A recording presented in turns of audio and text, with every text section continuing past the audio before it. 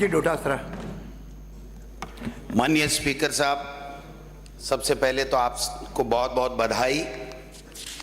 ये राजस्थान विधानसभा की गौरवशाली परंपरा का निर्वहन हो रहा है कि हम सब ने मिलकर के हमेशा की भांति सबकी सहमति से यूनानिमसली आपको स्पीकर चुना है। स्पीकर का राजस्थान की विधानसभा में बहुत बड़ा रोल होता है, क्योंकि सत्ता पक्ष हो चाहे विपक्ष हो, वो स्पीकर के कंट्रोल में रहता है। स्पीकर जो नियम प्रक्रिया, जो परंपरा जो चली आ रही हैं, उनका निर्वहन करवाता है। और विशेष रूप से सत्ता पक्ष से भी ज़्यादा मैं समझता हूं कि स्पीकर हमेशा विपक्ष के प्रति बहुत लिबरल रहता है, क्योंकि विपक्ष के पास में केवल एक हथियार होता है कि वो सरकार की जो भी योजनाएं हैं उसमें कोई सुझाव देना हो, या उसमें कोई कमी खामी हो, या अपने अधिकारों की कहीं कोई अवहेलना हो रही है, कहीं कोई दिक्कत आ रही है, कोई बात रखना चाहता है, तो वो माननीय स्पीकर साहब उनको संरक्षण प्रदान करते हैं। मैं उम्मीद करता हूं कि आप वैसे भी सबको साथ लेकर के चलने वाला आपका स्वभाव रहा है। हमने देखा है, आप शिक्षा मंत्री के रूप में भी जब थे तो आपके पास जो भी जाता था तो आप सबको सम्मान देते थे।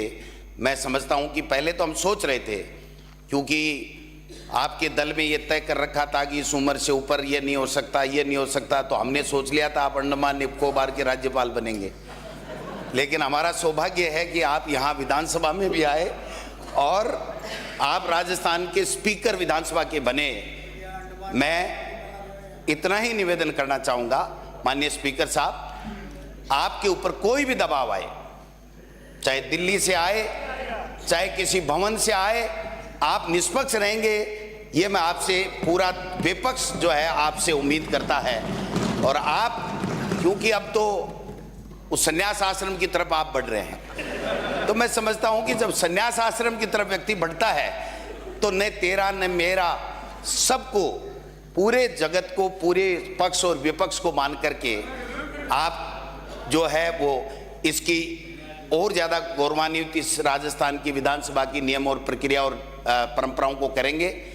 हाँ, ये बात ज़रूर है, हमें भी थोड़ी खली कि आपका जो मुहूर्त था उसको माननीय मुख्यमंत्री जी के दिल्ली के आने में देर होने की वजह से ये जो थोड़ा सा टूटा है, परंपराएं थोड़ी सी टूटी हैं, ये आगे नहीं टूटे। महामहिम राज्यपाल ही विधानसभा का प्रथम सत्र बुलाता है, वो खुद यहाँ पर अभिभाषण देता है। इस परंपरा को भी इसकी बार तोड़ा गया है, हमें ऐतराज है। लेकिन मैं समझता हूँ कि आगे से कम ये जो परंपराएं आज या कल जितनी भी टूटी हैं ये नहीं टूटे, और ये सदन सार्थक चर्चा के साथ में राजस्थान की जनता के मुद्दों पे चर्चा हो, और जो मंथन हो उसमें से अमृत निकले, और राजस्थान की जनता की हम किस प्रकार से सेवा कर सके, पक्ष और विपक्ष मिल करके, ये हम लोग भी प्रयास करेंगे। हम भी संकल्प लेते हैं कि हम आपको ज़्यादा परेशान नहीं करेंगे।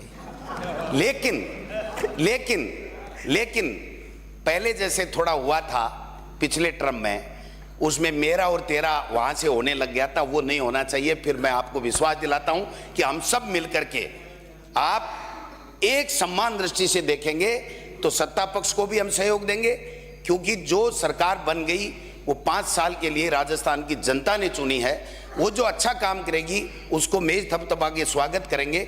अगर कोई कमी खामी हमें लगेगी तो हम आपके माध्यम से सरकार तक, मंत्री और मुख्यमंत्रियों तक हम बताने का चेष्टा करेंगे।